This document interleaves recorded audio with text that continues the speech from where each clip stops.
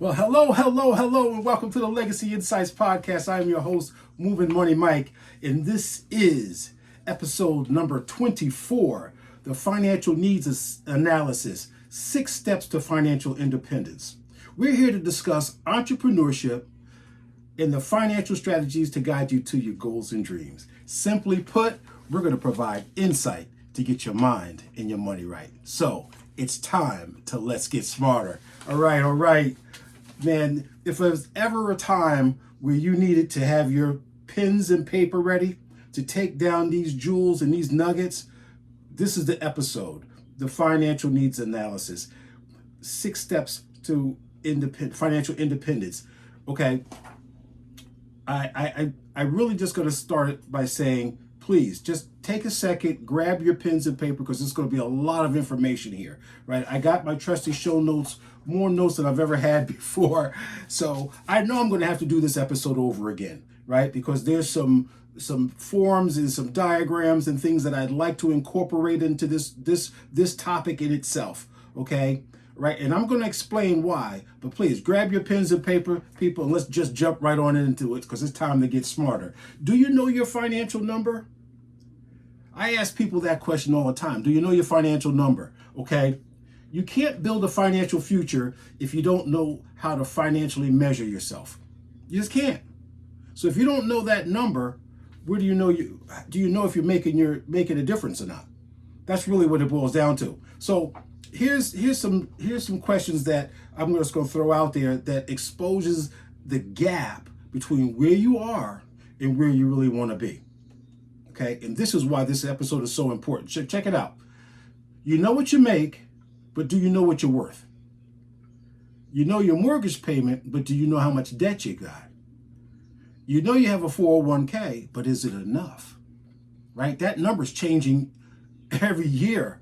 And almost like by the moment, every couple of months, that number is changing based on the economic environment and what we're living in, right? So the last time I was checking, previously, it was like 1.5. Now they're saying it's almost $2 million. Almost $2 million to keep your current lifestyle for the duration of your life, for what's to be expected, living expenses, and medical expenses, God forbid. Okay, let's keep it going. You have life insurance, but do you know if you have enough life insurance? Do you even know how to calculate what's enough life insurance? I know when I talk to people, they say, yeah, Mike, I've got life insurance through my job. Okay, that's great. But what happens when you lose your job? Because you lose your job, you lose your insurance. Do you have the right type of insurance is the correct questions, and do you have enough of the right insurance? Okay, so here we go. This is why you got to keep watching, tapping in with me. Go to the Legacy Insights Podcast, hit that subscribe button, tap in with me on a weekly basis. Okay, you're paying bills every month, but is all that activity actually moving toward your financial independence? Because that's what this show is all about. In this show, especially the 6 steps to financial independence with the FNA, financial needs analysis. Okay, a budget is important. We already know that, but it only gives you one piece of your financial picture.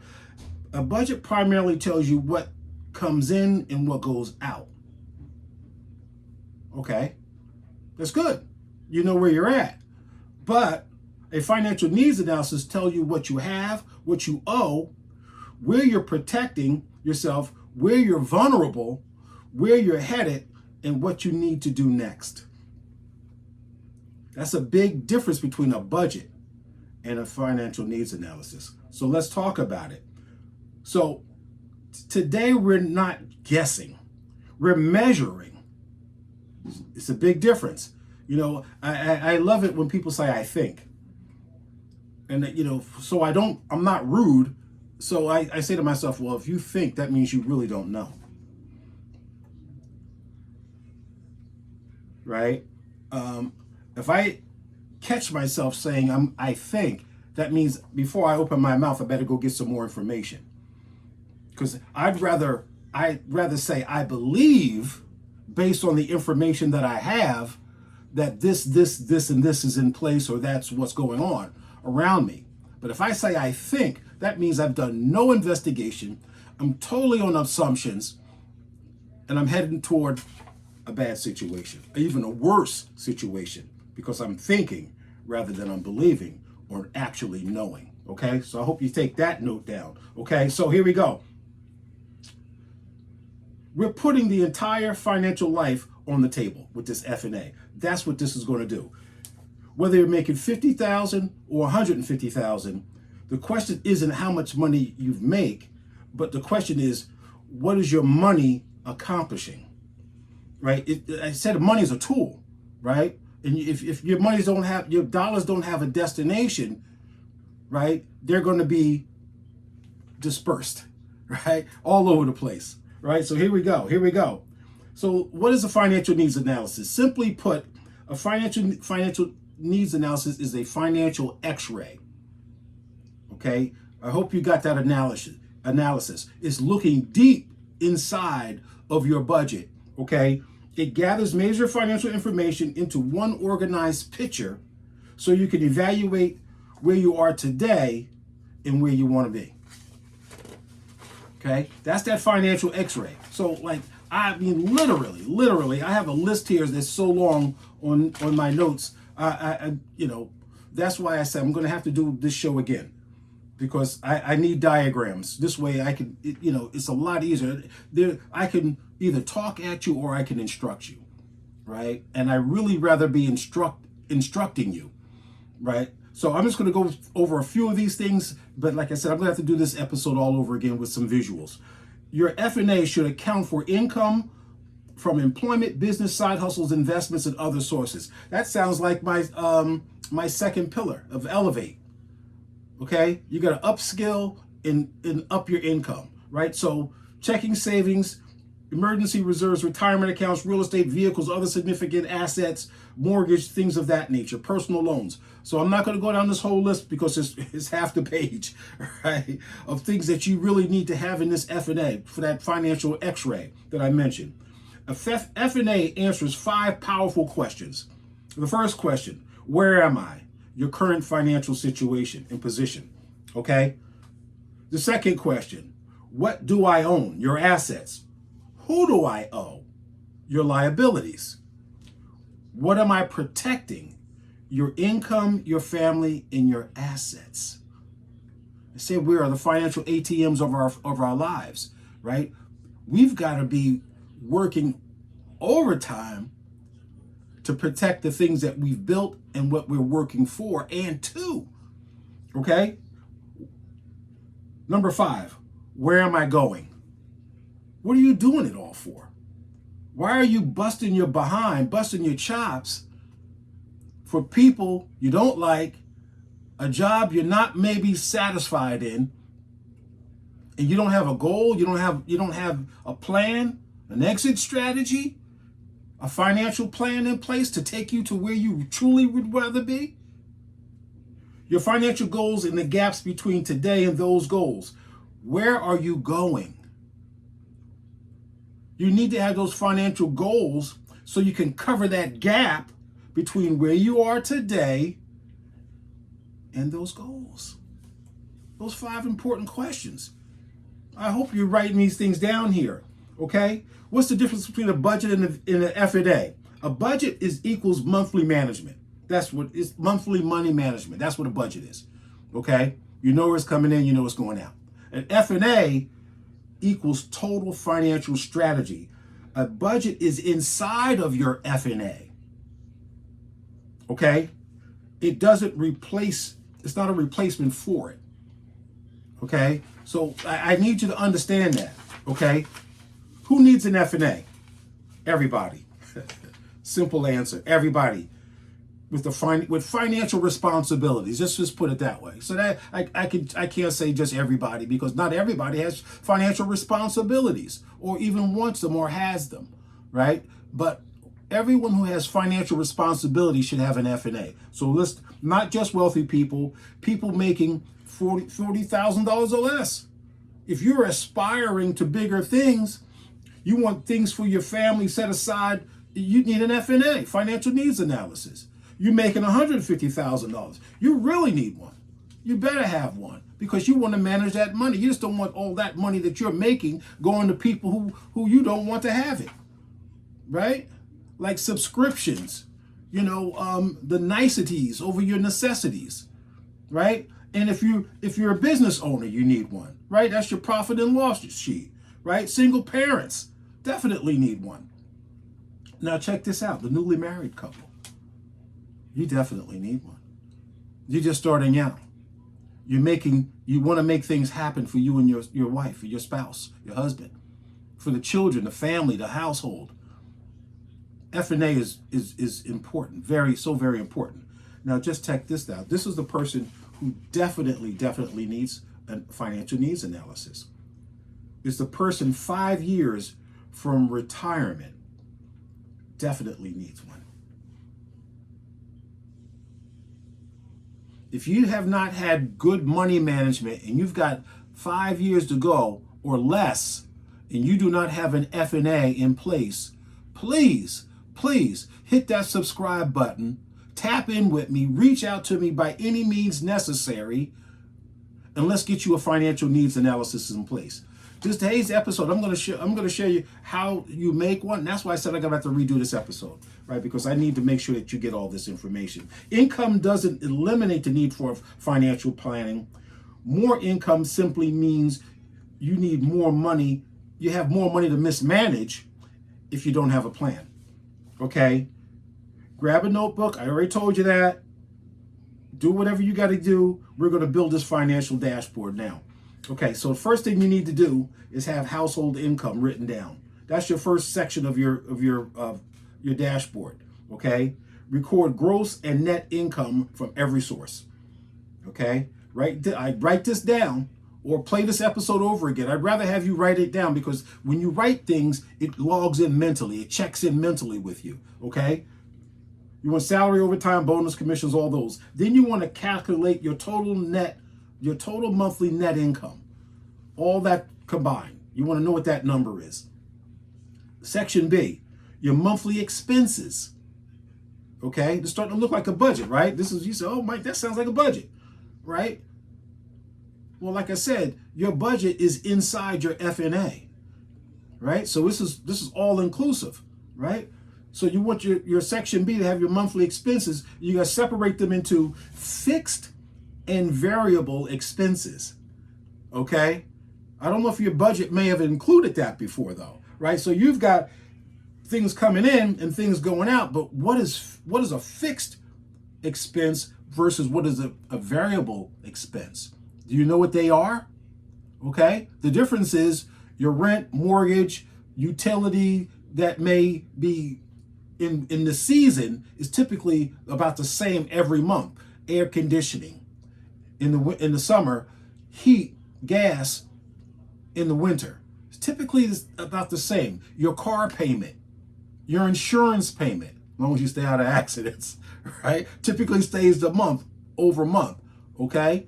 Variable expenses, food, gas, transportation, coming and going, right? Those types of things. Groceries, right? Dining, shopping, variable. Okay, so let's keep it moving. Then calculate your income expenses. Your income minus your expenses equal your monthly cash flow. That's your budget, right? Right. But what we threw in there was fixed and variable costs, right? So F&A gets into the X-ray. I told you that. It gets down to the bone, right? It gets past all this. It gets down inside. Okay, so you need to have you need to know whether you have a positive cash flow that gives you money to deploy or a negative cash flow, meaning you need to change some things. Okay, all right, so we're getting into the weeds of this. Section C of this spreadsheet, you need to know your assets. Okay, what are your assets? List current approximate value of your cash, saving, investment, retirement accounts, real estate, whatever it is that you have that is sitting there growing, business interests. Then you need section D, your liabilities. List each of your debt. But see, this is the difference in the F&A. You got to have the balance, the interest rate, and the monthly payment in your F&A. Right? See, what people do in their budget, they just list all their debt. But if you're not incorporating your interest rate, okay, you're missing that money. Okay, this is important because why? $20,000 at 4% and $20,000 at 24% are two very different financial issues. See, this here says problems, right? I don't like that word problem. That means you can't address it, right? 20,000 at 4% versus 20,000 at 24% are two very different issues, and you need to know what they are, okay? Because you need to know which one to pay down faster and what you need to do, how much income you need to increase to address it, okay? So let's keep this thing going. Section E of this financial spreadsheet in F&A, you need to know your net worth. See, one of your most important numbers is this net worth. Net worth equals total assets. Net worth equals total assets minus total liabilities. Okay, that's that overall big picture of all this that I've laid out here. See, your paycheck tells me what you earn. Your net worth tells me what you've built. Right? It tells you what you've built. Right? And if you are working hard and your net worth doesn't suggest growth, you're working all for the wrong people. You're not working for yourself or your family. You're working for everybody else. You've got to learn to pay yourself first. That's what this episode's all about. That financial needs analysis is the x-ray to your overall financial health. Okay? Section F of this spreadsheet, protection. You got to have protection. I tell you, we're the human ATMs of our lives. We got to protect. What ATM have you ever gone to that did not have protection? The first thing you got to do to get to that ATM is swipe your card or punch a code in to get through the door. First line of defense. Then once you get inside, the door typically locks behind you, right? So no one else can step into that same space with you. Second protection. Then they have a camera somewhere on the ceiling in the corner, in a vent. Third layer of protection. Then they have a camera inside the machine directly facing your face for a full ID of the individual working on that machine and working with that machine. Okay? Then the fifth line of protection, you need a card and a code to access the cash in that machine. Right? Think about it. Now we go through these layers of protection almost unaware because we do them so regularly. But what protection do you have for yourself, your household, your family, and your financial goals? Okay, so let's talk about insurance, life insurance. Oh, here we go, Michael. You talk about that life insurance again, right? I don't believe in it. Well, it's not a religion. You don't have to believe in it. You have to use it to protect yourself and your family, right? I'm not asking you to believe in it. I'm asking you to use it as a layer of protection for the people that you truly say you love.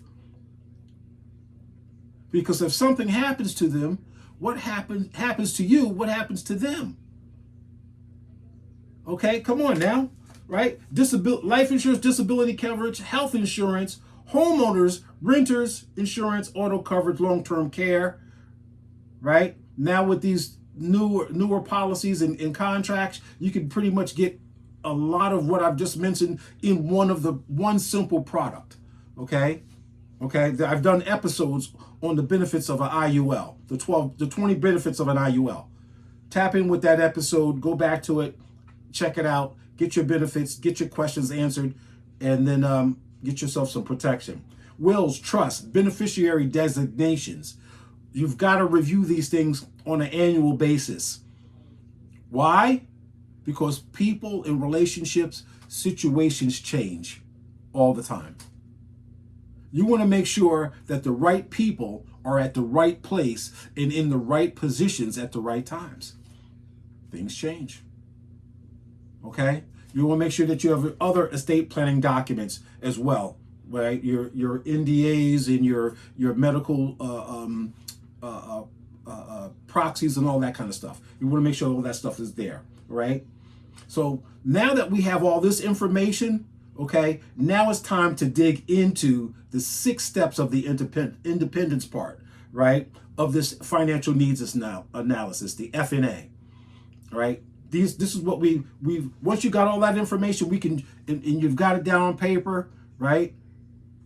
Now we're going to dig into the nuts and bolts of this. The first step of the FNA is cash flow, okay, right? So here we go. You got to earn additional income and then manage expenses, okay? This is where everything starts. You can't consistently save, invest, and eliminate debt, save, invest, and eliminate debt if you, and even build wealth, right? If you're not making additional income. You've got to have a financial margin, if you will. You got to have it. Okay? So let's keep it going. Let's keep it going. So this part 1 says that you must increase your income. That's step 1, cash flow. Where can you increase your earning power? Okay? Overtime, promotion, certification, new skills, career move, freelance work, right? We all have gifts and talents that the Creator have given us and bestowed upon us. Use it. Turn it into a stream of income. If you like crafting, if you like baking, you like singing, you like rapping, you like playing sports, sports numbers, hey, if you could turn it into something, you play pool, right? Whatever. Join tournaments, right? Gaming tournaments. Some of these kids who play games, man, they're making great money in these tournaments, okay? Start some of your own in your neighborhood, right? Start tournaments in your neighborhood, gaming tournaments, okay? Charge a fee. Everybody logs into your community with their console. They pay you a fee, and the winner of that gaming contest wins the pot of money. But you've got all the door admission. Come on now, get creative. I just gave you some game for free 99 just now. Okay, come on, let's do it. Let's upskill, right? Contribute more to investment income. This directly converts to my second pillar, as I said, elevate. Number 2, that's the pillar number 2, elevate. Listen, everything that I'm doing here builds off of itself, okay? Everything I do here builds off of itself. Let's make it happen. Part 2 of that first pillar. I mean, of the first step in the 6 steps to independence, right? Managing expenses. See, I want you to understand the language here, right? Manage, not merely cut. This is constant monitoring and measuring of your expenses and where you're going. Like I said, you cannot truly account for what you don't measure. It's not possible, right? Some expenses should be eliminated, some should be reduced, some renegotiated. Some of your financial debt, your car, your mortgage, whatever you need to do, you might need to renegotiate that to get that money down, to start saving some money. I actually need to go see my insurance company, right? I think they're charging me way too much for my policy on my vehicle, right? Or it's time to get another insurance company. There's a lot of people out here looking for my business. Why shouldn't I not have the best rate? Because I have an excellent driving history, okay? Look to see wherever you can renegotiate, reevaluate, and reduce some of your outflow, okay? And then some debt is worth keeping. Some of your credit card, right? You need to keep that debt to ratio number low, so you got to keep those open cards as you pay them down so that your credit score will go up, okay? Calculate net income minus monthly expenses equal free cash flow. All right, there you go. There you go. How can you improve that number from 250 to 1,000 per month? How can you just get that, increasing that money? Okay, that's when budgeting stops being punishment and starts becoming strategy. Right? Like I said, a lot of people say, "Oh, a budget. I hate that budget. That word. Oh, I hate doing that." Right? Well, if you do it, it gets greater later. Right? You see why it's working for you and how it works for you. That's the whole idea. Is a little sacrifice now for big payoffs later. There's no get rich quick schemes, right? And if they're telling you they can get you rich, make you rich in 30 days, run like your hair's on fire. Okay? Don't stick around them gurus. Okay. Step number 2 out of the 6, debt management. Consolidate strategically. Strive to eliminate that debt. Okay? Debt competes with your future. I'm going to say that again. Debt competes with your future. It's constantly attacking your future. Constantly. Quietly.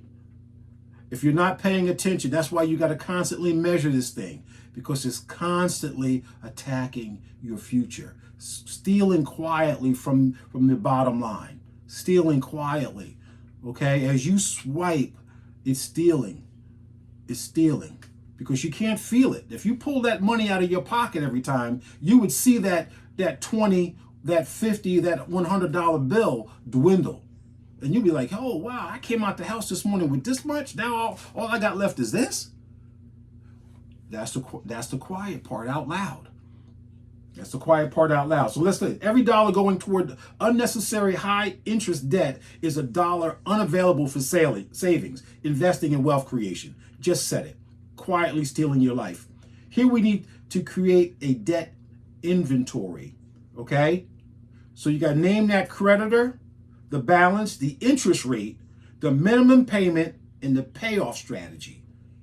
So this is this debt inventory, right? Like I said, this financial needs analysis gets into the weeds of this thing, okay?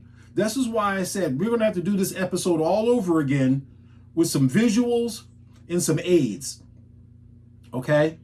And I don't have a problem with that, because that's what I'm here for. I'm giving you this teaser, right? Because this is telling you what you need. You can literally write this out as I'm telling you, right? But some people I know need a little bit more, direction, some aids, some things, and I'm going to get those together for you in the next episode. All right? So here we go. The debt avalanche, prioritizing high interest debt first. And then the debt snowball, prioritizing the smallest balances for behavioral momentum. So what does that mean, behavioral momentum? When you start doing something, it's like anything, like going to the gym or riding your bike or daily habits that you do, you keep. You get up, you make your bed, you wash your face, you brush your teeth, you take your shower, you leave the house, right? That's like the debt snowball. You get that smallest interest payment. You pay this, you pay it off, you pay it off, you get that muscle working, that habit reinforced.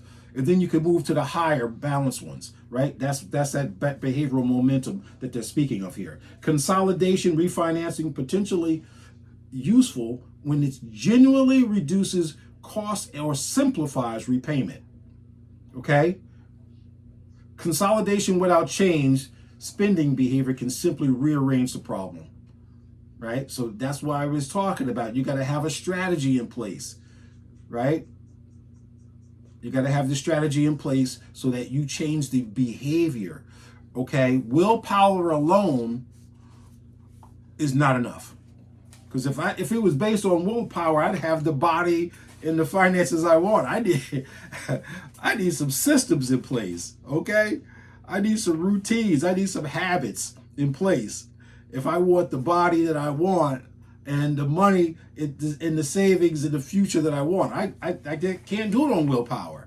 It's called drift. You start out good in the morning, man, by afternoon, you're over there somewhere. But we're going to talk about that in the next episode, right? Don't just move debt around, right? Build a strategy to get out of it. Man, I couldn't have said it any better. right? You know, you got drift. You got to have a strategy, because if you don't, you're gonna kick that debt around, man. You're gonna carry it with you wherever you go. All right. So this connects to pillar 5, change, right? If we do not change our behavior, it's like a old coach of mine used to say, "Put the needle on the record. Put the needle on the record. Put the needle on the record." Right? And what's the definition of insanity? Repeating the same mistakes, expecting different results. People, we know this stuff. We know it. We know what we should be doing. We just got to do it, man. We got to get us a strategy. We got to get this F&A on paper, right? And we got to start applying it and start doing it. And then we see the fruits of our labor. Okay, let's keep it going. Let's keep it going. All right. Step number 3. Emergency fund. We're talking the 6 steps of financial independence for you people who are just tuning in, right? This is the 6 steps to financial independence, the financial needs analysis. Okay, episode 24. Go to the Legacy Insights podcast, hit that subscribe button, tap in with me on a weekly basis, Sunday nights at 7 p.m. Okay? Make sure that you're getting these new episodes, getting this information, right? For you, those of you who are just tuning in, make sure you get your pens and paper. Start writing down these things these notes and these jewels that we're talking about, these nuggets right now, so that you can go back to the beginning and pick it all up, right? That's the key right there. Step number 3 of the emergency fund. You got to build 6 to 12 months of reserves and prepare for the unexpected, because it's coming. There's either feast or there's famine. There's only the two, right? There's only the two, feast or famine.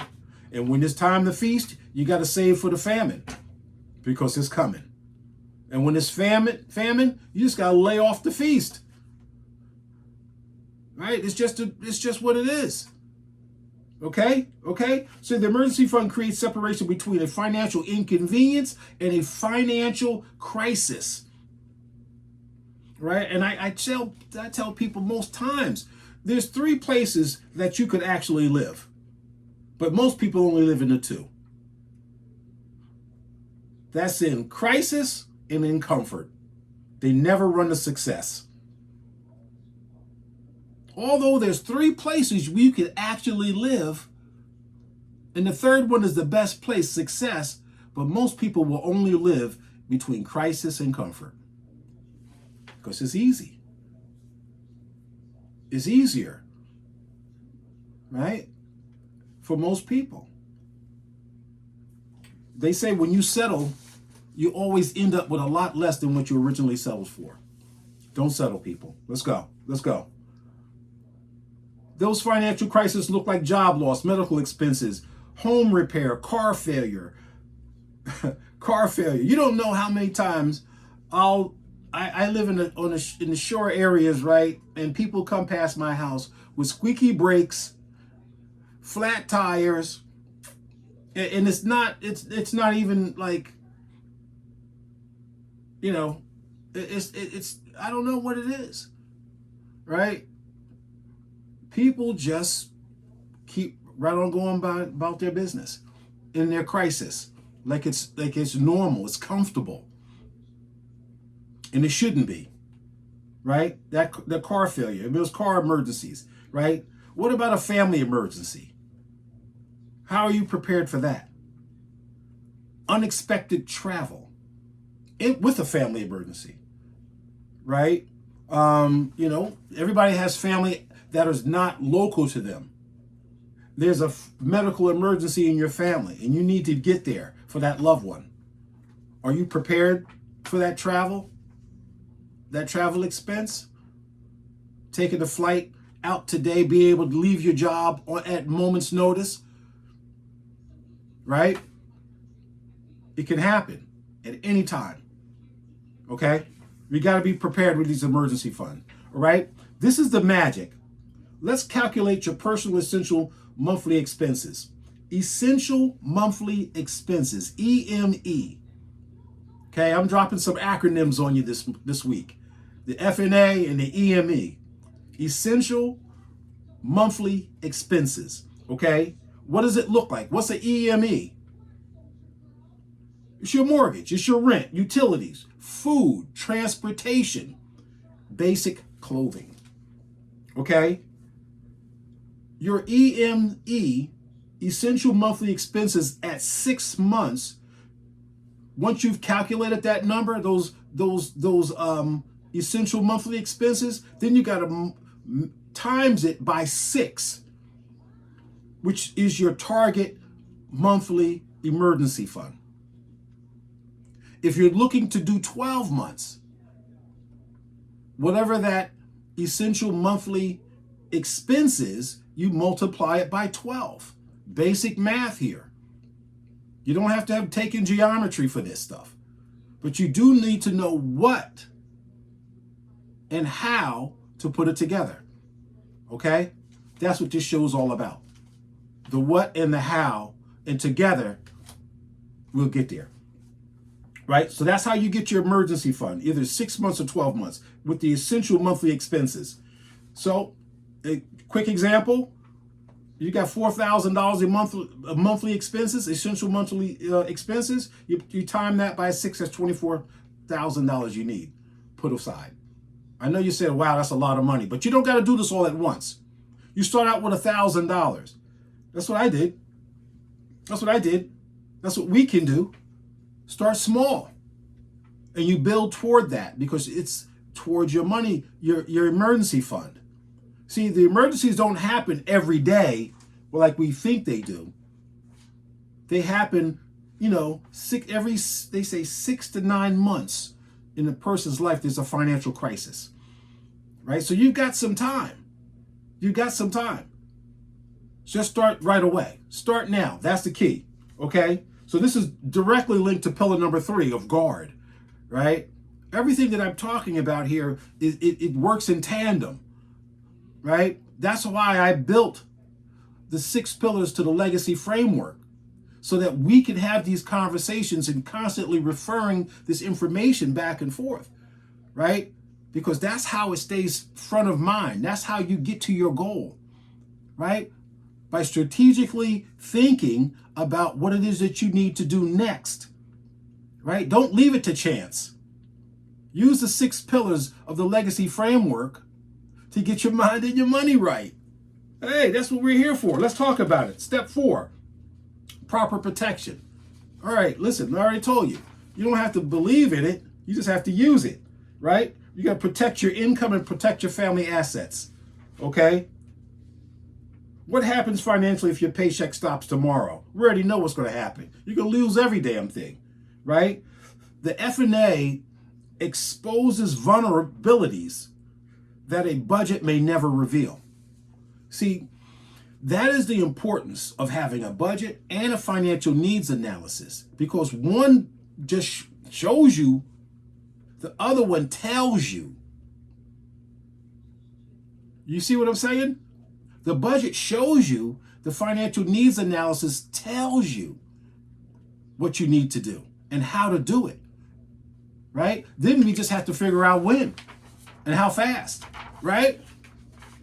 All right, here you go. This is where we need to evaluate life insurances, disability, right? This is the guard we're talking about here, right? This is what we're talking about in guarding or in protection, right? Property protection, beneficiaries, already talked about that. Protect what you should be based on your family's actual needs, not simply owning a policy. See, a lot of times when I talk to family members and I say, all right, you need to protect yourself, they say, oh, I got insurance. But do they even know how much insurance they have and what type of insurance they have, right? And typically when it's through your employer's term insurance. A lot of you may know that already, right? But those of you who don't know, when you lose your job, you lose your life insurance because it's tied to your employment, right? And it's so cheap is because they buy it in bulk because of the number of employees that are working with the insurance company. So they give them a discounted rate based on the number of heads, right? But when you leave that job and you don't have that insurance anymore, you don't have that job anymore, you don't have that insurance anymore. Okay? So what you actually need is permanent whole life insurance outside of your job. Okay? You need that because what happens, you lose your job, you get, and then a few months later, something happens to you, right? What happens to you now? What happens to your family and your new family if you're just married, or if you're just about to retire, you lose your job and you've got outside insurance and your spouse is no longer working, right? Because you've both aged out. Now she loses the house because you're no longer. You see what I'm going with this? I'm not wishing any bad fortune on you, but what I'm saying is life happens. Life be lifing, as they say now, right? Life be lifing. My job is to expose it and prepare you for it. That's my responsibility to you. Okay, so let's talk about it. The F&A asks some questions. What income needs to be replaced? What debt would remain? What happens to the mortgage, the children's needs? What assets require protection? And what does the surviving family need? That's what the F&A, oh man. I tell you, the budget is the what, the financial needs is the how and the why. Come on, man. Insurance isn't the wealth itself.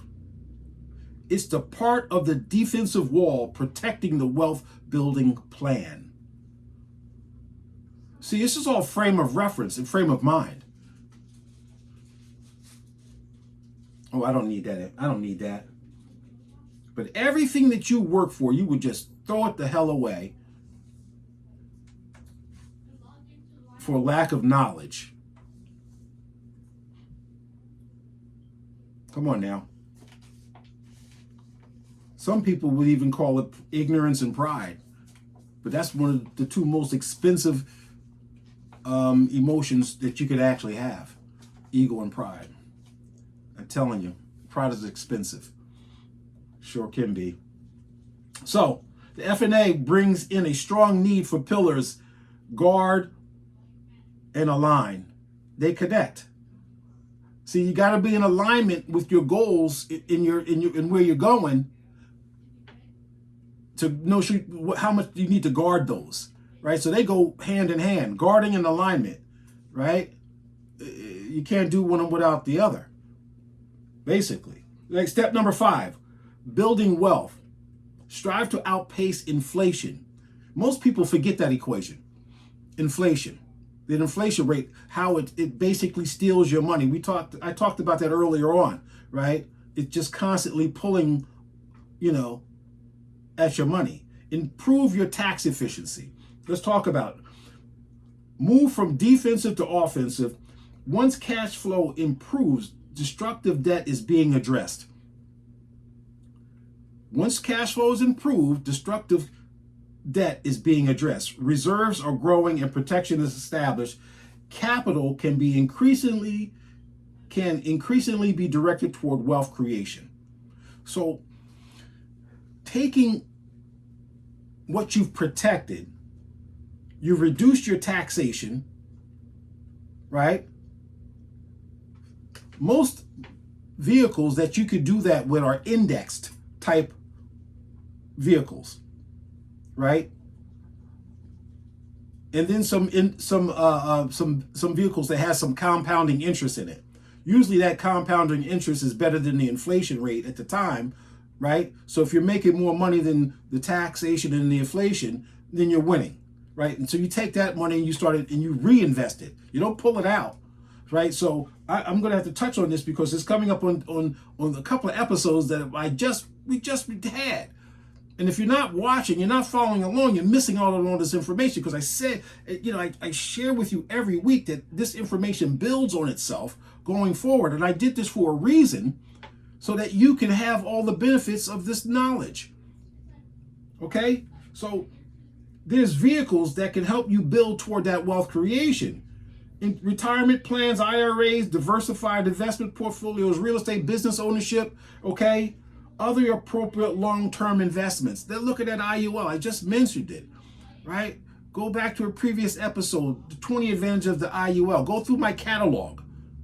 Listen to it. Share it, right? the previous episodes, episode 21, the time value of money. Okay? Episode 22, dollar cost averaging. Episode 23, just previous to this, was the purposeful budgeting. Okay? So I covered budgeting in the last episode. I'm covering the FNA, financial needs analysis, now in this episode. All that tied together, episode 21 through 24, equals a system for you to build your legacy. Please, people, don't sleep on this information. Don't sleep on it. It's here for you. It's here for the taking. It's free 99. I'm giving up all this game here, right? The objective is merely not accumulating dollars. Okay? You could do that under your mattress. That's not the goal, to accumulate dollars. It's building purchasing power and long-term financial capacity. Dollars with a purpose. Dollars with a destination. Dollars with a goal to build your legacy that will live longer and further than you've ever dreamed possible. It's beautiful. It's a beautiful thing. Let's go. Let's go. Let's keep it going. Okay. Inflation means your money needs the opportunity to grow over time. So it's not about how much money you ultimately make. It's about ultimately how much of it you can actually keep. It's not about what you make, it's about what you can keep. And that's where taxation and inflation come into the equation. You gotta know how much you're being taxed and how much the inflation is taxing you. Right? This is a direct connection to pillar number 1. You gotta learn. And pillar number 2, elevate. So you gotta learn about your environment, which is F&A, because it's the why. Right?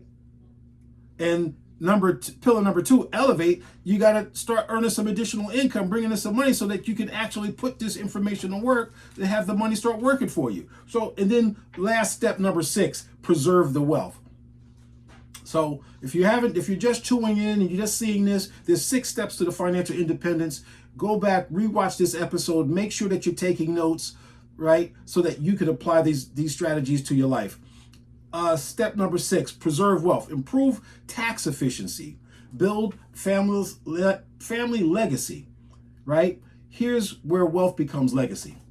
You work for it, you sacrificed it, you invested for it. Now ask, what happens? I'm asking you, what happens if everything you were no longer here? What happens to it? Do you have your beneficiaries, wills, trust, estate planning, all that stuff? Is it in place? We talked about it earlier, right? Asset transfer strategies, okay? Right? And I say it all the time, even Jesus Christ didn't get out alive. That's not a swipe. It's just the truth, right? Right? It's just the truth, right? There's a big distinction between what we're talking about building wealth is about accumulation. Preserving wealth is about continuation, right? So we just got to understand that. So what is more important to you? Accumulation or preservation? For me, it's both. Because once I build it, I want that residual income and dollars making dollars, right? That's what I want. I don't know about you, because if you just want to keep working for the rest of your life, right? That's what you're going to do. There's nothing wrong with working if you're doing it because you want to, but if you're doing it because you have to, that's a whole nother game. It's a whole nother level. That's a whole nother insight to why you're doing it. And God forbid you're working if you have to when something happens to you medically, emotionally, mentally, let alone physically. Okay? So I want you to understand that this information is here for you to use in your time of need while you're still able, right? Because there's nothing worse than an able mind and an unwilling body. Okay? You just simply don't want to leave assets. You want to leave knowledge, You don't want to leave just assets. You want to leave knowledge, instructions, values, and structure. Okay? That's pillars, guard, and alignment at the legacy level. I'm going to read that again because it just ties into everything that we're doing here. You just don't want to leave assets. You just don't want to build wealth, right, and have assets and all this stuff. And then the people around you don't have the same values about your stuff and what you built that you do. So you want to leave knowledge, instructions, values, man, that's a big one, values and structure, right? So that after all the work that you put in, they don't piss it all away. How many times have you heard about that one? People not having money skills and coming into a lot of money and it's gone within months or a few years because they good timed it up. They put their niceties over the necessities of just knowing, having some knowledge, right? So here we go. We're going to start wrapping this thing up, man, because guess what? We got some work to do here. I'm always got a challenge for you. Always got a call to action, right? The F&A challenge. These are the 6 steps. Cash flow, debt management, right? Emergency fund, proper protection, building wealth, and then preserving it. You need to build your F&A this week. Don't tell yourself you don't make enough, you don't own enough, you're too far behind, because that's a lie, right? That's a lie. You can start right now wherever you are. That's the key to this show. The smaller your financial portfolio is, the more important it is that you know exactly where every dollar is going. The smaller, that's the only difference between having a little and a lot. The less you have, you just need to be more exact about where your money is going. Where's the destination of those dollars? That's the only difference. The people over here with a lot more, they got a little bit of breathing room. But believe me, more money, more problems. So they're not off the hook. They're not off the hook, right? See, because as they put it, blowing money fast. Listen, you got a lot of money, you trying to shine, and a lot of that money just going out on niceties. Okay? So they're making that money work for you, right? So the only difference between those who have a little and those who have a lot is the people with a little bit of money just need to be a lot more exact with where their money is going and how they're applying it and using it. That's the only difference. So don't tell yourself stories. You can get there too. You can get there too. So here we go. So once you complete the financial needs analysis, you will know some things, right? The cash flow gap. Where's your money going and where's it not going? What's not happening with your money to getting you to your goals? And then you'll know the debt, right?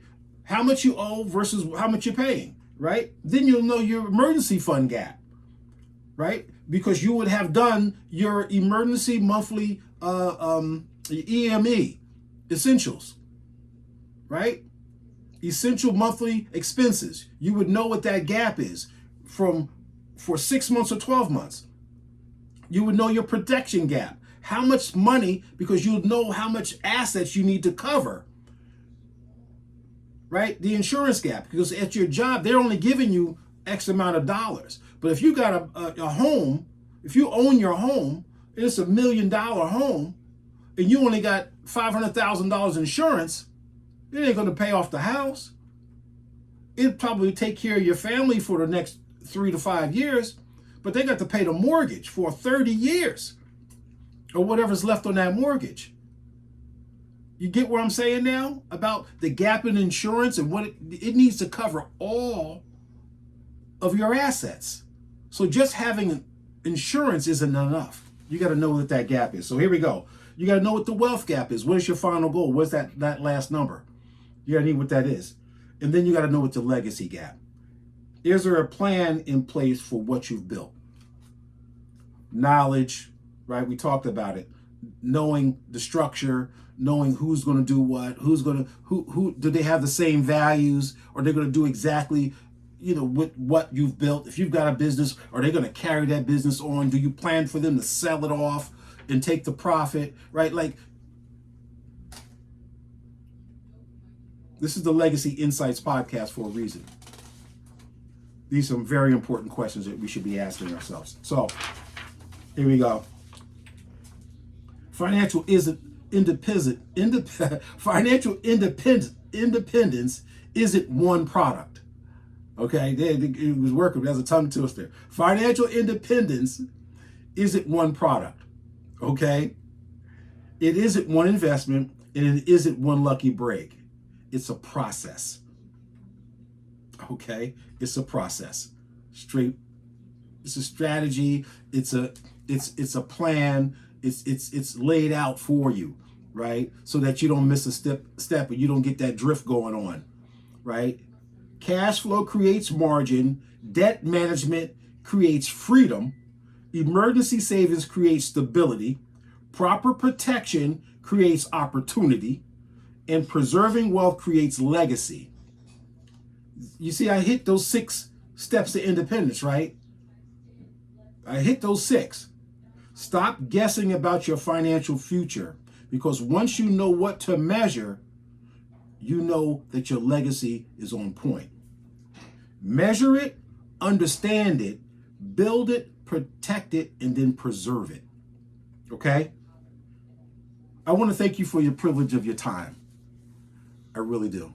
You could have been anywhere else, but you decided to spend this last 50 minutes or so with me going over this episode tonight, episode 24, the financial needs analysis, the 6 steps to financial independence. This is Mov'n Mike, reminding you to get your mind and your money right, because your legacy starts now.